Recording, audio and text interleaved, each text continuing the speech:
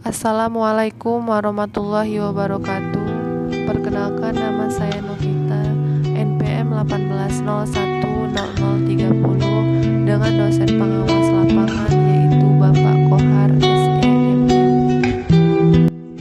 Di sini saya akan memaparkan hikmah membaca Al-Quran bagi umat muslim.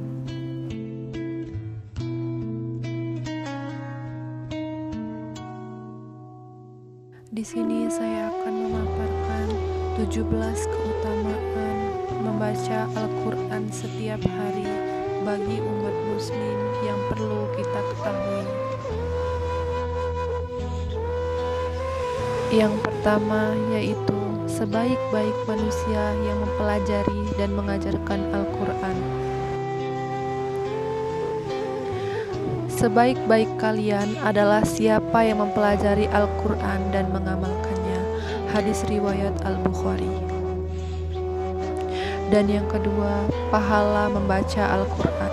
Siapa saja yang membaca satu huruf dari kitab Allah Al-Quran, maka baginya satu kebaikan, dan satu kebaikan itu dibalas dengan 10 kali lipatnya. Hadis riwayat At-Tirmizi. Dan yang ketiga, keutamaan membaca Al-Quran, yang menghafalnya dan pandai membacanya. Perumpamaan orang yang membaca Al-Quran yang sedang ia hafal dengan bersama para malaikat yang suci dan mulia. Perumpamaan orang yang membaca Al-Quran, ia senantiasa melakukannya meskipun hal itu sulit baginya, maka baginya 2 pahala. Hadis riwayat At-Tirmizi. Yang keempat, pahala bagi seorang anak yang menghafalkan Al-Quran. Siapa saja yang membaca Al-Quran dan mempelajarinya serta mengamalkannya, maka dipakaikan kepada kedua orang tuanya pada hari kiamat mahkota dari cahaya dan sinar bagaikan sinar matahari. Dan dikenakan pada kedua orang tuanya 2 perhiasan yang nilainya tidak tertandingi oleh dunia. Keduanya bertanya, bagaimana dipakaikan kepada kami semua itu? Dan dijawab, karena anakmu telah membawa Al-Quran. Hadis riwayat Al-Hakim. Dan yang kelima, Al-Quran memberi syafaat kepada ahlinya di akhirat. Bacalah Al-Quran karena ia akan datang pada hari kiamat sebagai pemberi syafaat kepada para ahlinya. Hadis riwayat Muslim. Dan Al-Quran, keduanya akan memberi syafaat kepada seseorang hamba pada hari kiamat. Hadis riwayat Ahmad dan Al-Hakim. Dan yang selanjutnya adalah pahala bagi orang yang berkumpul untuk membaca dan mengajinya.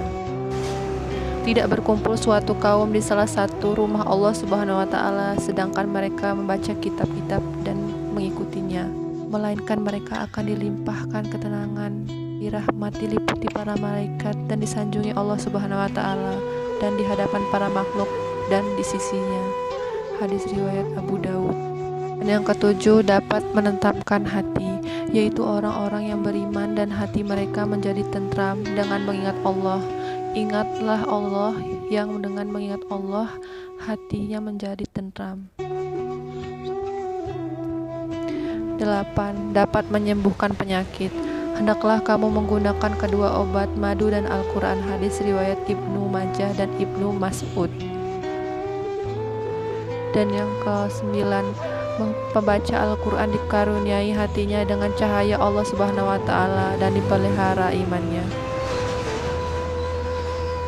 Rasulullah Shallallahu Alaihi Wasallam bersabda, siapa yang mendengar suatu ayat dari kitab Allah Ta'ala atau Al-Quran, ditulis baginya suatu kebaikan yang berlipat ganda. Siapa yang membacanya pula, baginya cahaya di hari kiamat.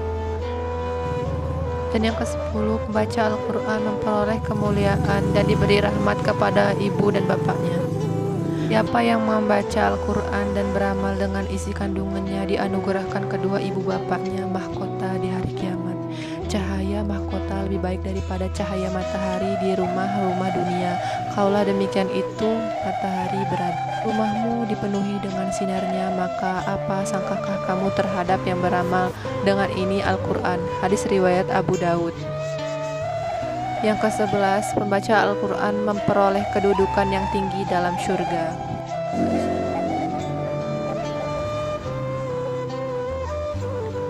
Bacalah Al-Quran dan naiklah pada derajat surga, dan bacalah dengan tartil sebagaimana engkau membacanya dengan tartil di dunia.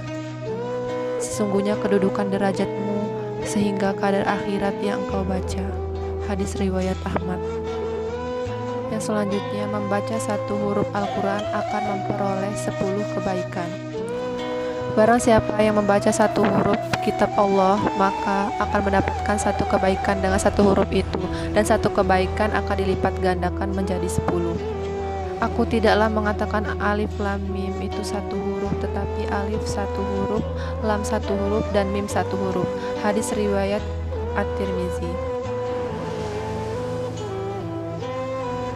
Orang-orang yang membaca Al-Quran secara terang-terangan seperti bersedekah secara terang-terangan.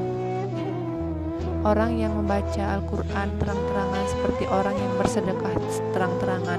Orang yang membaca Al-Quran secara tersembunyi seperti orang yang bersedekah secara sembunyi. Hadis riwayat Abu Dawud, Tirmizi, dan Nasai. 14. Al-Quran akan menjadi syafaat bagi orang yang membacanya.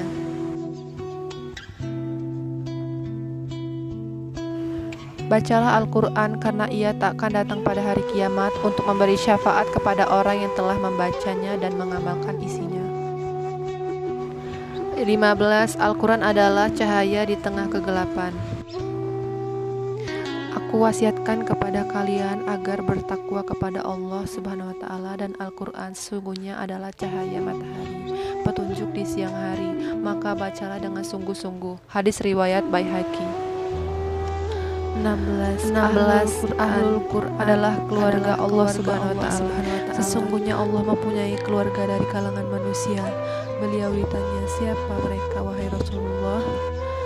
Beliau menjawab, mereka adalah Ahlul Quran, mereka adalah keluarga Allah dan orang-orang khususnya.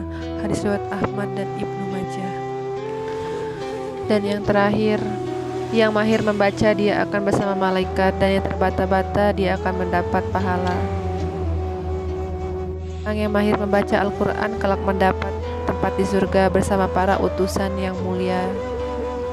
Sedangkan orang yang membaca Al-Quran dan masih terbata-bata dan masih merasa berat dan susah, maka dia mendapatkan 2 pahala. Itu saja hikmah yang bisa kita dapat setelah membaca Al-Quran setiap harinya.